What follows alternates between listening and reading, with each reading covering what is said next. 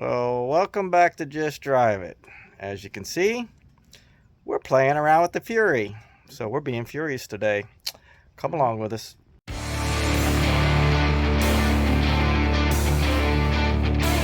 Okay, we are back. So, one of the things we need to do, put that in. One of the other things I need to do is go through and we're going to check out the brake system on here. What I don't like at this point is that single pot master cylinder. I'll get the stuff I need to do a dual reservoir, but for the moment we just want to make sure that it's got brakes before we start playing with this. So what are we messing with? 2 front brake hoses, 1 rear brake hose. These right here are rear wheel cylinder kits, front wheel cylinder kits. And when I say we need to mount, we've got U-bolts, J-bolts, however you want to call them. We've got the stuff to install that radiator right there and do a little bit of work here. I'm not planning on, at this point, changing out the drums or the pads or the hardware or anything. We're going to go just dig into them initially. Putting those in there and using that master cylinder, we're going to take and see if we can get them to actually just keep us from rolling without brakes. This is just the initial, and we'll see how it goes. I mean, if stuff needs replaced, and we'll get to it. That looks so sexy. I'm sorry. But we'll get around to it. One of the things I did find is this right here. I got it yesterday at the junkyard, but unfortunately this is just a defrost high and low setup, whereas this is for AC, so it won't fit. But we can get the controls if we want to, or we'll go find another piece.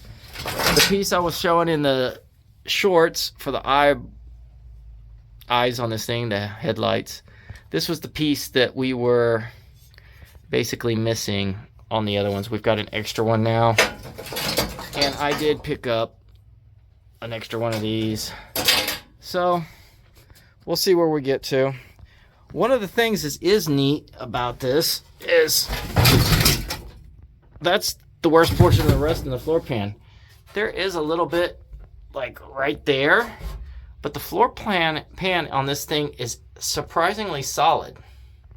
A lot of people would be jealous of this floor pan. We need to go through and vacuum it out, do some more stuff. You can see where stuff needs to go back together, but little by little, we'll get it done. As you can see, Ian's putting the radiator back in the back of the pickup truck because guess what? It doesn't fit. Now, I can make it fit. We can fab something to fit, but I may actually have a radiator at the house that will fit this. We just have to look.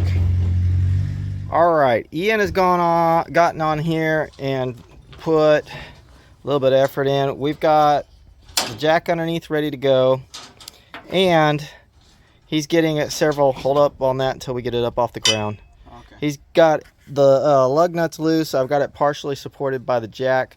We're going to take and jack up the car and spin these things around just to see how well the brake shoes and stuff like that sound on them, and we'll come back and show you what we're going to do.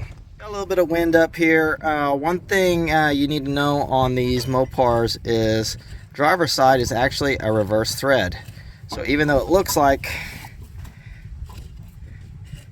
I'm putting it on instead of taking it off. You go what looks like it should be tightening it, and it's actually removing it.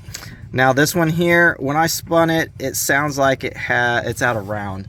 So even if it's in decent shape, it's gonna need to be turned. So we'll see how it goes. But initially we're just trying to get this thing to where it'll stop so we can test stuff. And it'll also help if we can drive this thing up onto the trailer to get it back to the other house. But it's a pretty nice car. I mean, there's some small dings and dents into the side of it, but dadgum, it's not in bad shape. Pretty cool. So one of the things we're showing the boys is what to do and what not to do. As you can tell, we have a jack stand underneath here. We actually have the tire back underneath the car as well, and we're still supporting the front end with the jack so that everybody will be okay. These do not look like 10-inch. These look like maybe 11s or 12s, probably 11s. So we will get in here and see what they look like. Actually, this brake line does not look that bad. I still think we'll probably change it just because that will give us a better idea that it's not collapsed or anything like that. So we'll see. Another thing I just found that I don't necessarily like is that makes contact with the exhaust. We may have to, we're definitely gonna have to revisit that. Another thing that's pretty neat is back here in the back, the front subframes, you can see a bolt there, and on the back over here, there is another set of bolts and everything. This thing, even though it's a unibody, has a removable front subframe similar to a Camaro or GM. That's interesting. Jason had told me about it, but I hadn't necessarily seen it. That's why you have bolt-in front inner fenders instead of the standard B body and E body and A body setup. Okay, cool. Well, first observation is that we've got good grease in here, so that's a good thing. I wouldn't be surprised to find out that they maybe have already done the brakes on this thing, considering the shape of the engine and the transmission. We'll see. So we got this apart now. Dust cap, cotter pin, retainer, nut, washer with keyway, bearing. The bearing is packed. It's in good shape. It has good grease in it. And these have been turned, it looks like. They're in really good shape. The seal's in good shape. So this is actually going to be a put it back together, and maybe I may not even change that rubber hose there now that it looks like they've already done it here recently. I checked in here. There's no leakage, and it looks like the seals are still good. All the hardware is good, so this one gets a thumbs up once you get all the dead bugs away from it. So we'll let the boys do the other side here in a second. Well, we got Ian putting this back together. This side was exactly the same as the other side. It had actually been redone and gone through, so we're going to be working on that. I have taken loose the nut or the bolt on the master cylinder, but the lid don't want to come off, so this is going to be interesting. Okay, these two are sitting here jacking around a little bit, but on these cars you need to take and jack them up about right here, because you got to let the axle sag a little bit so you can get this out of here. Okay, before you jack it up, we need to loosen up the nuts on this thing.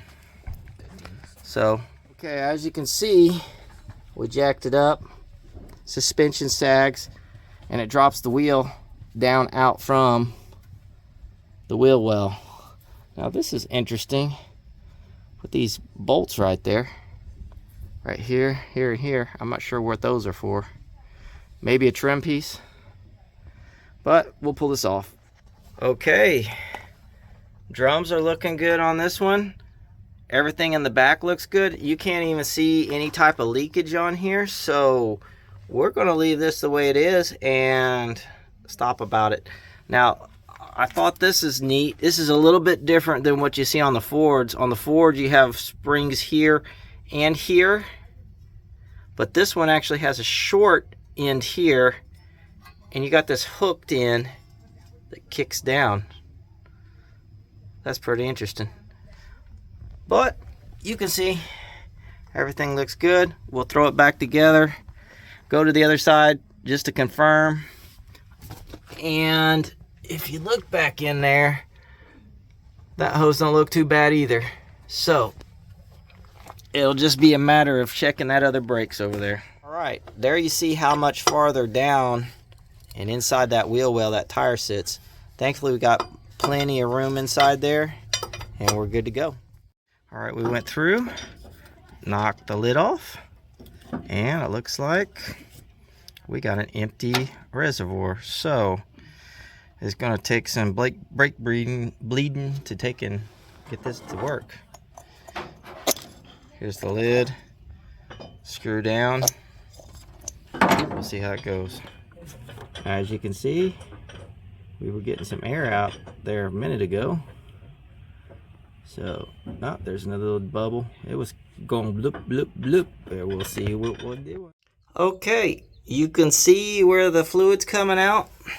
So, what that means is we have a bad master cylinder. And with the junk that was coming out of it, it's a very good idea for us to take and flush the whole system real good.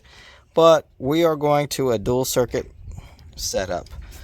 We're going to see if the 68 at the house has a dual distribution block. And if it does, that one will go the way of the dodo bird. And then we will bend new lines in order to go down to it. And we'll put a dual circuit master cylinder on here, and that'll be a lot safer than what these cars originally came with. We got the rims and tires back on. We still got some more stuff to do, but we're calling this portion of it a day, and we will get back to it as soon as we can. Just drive it.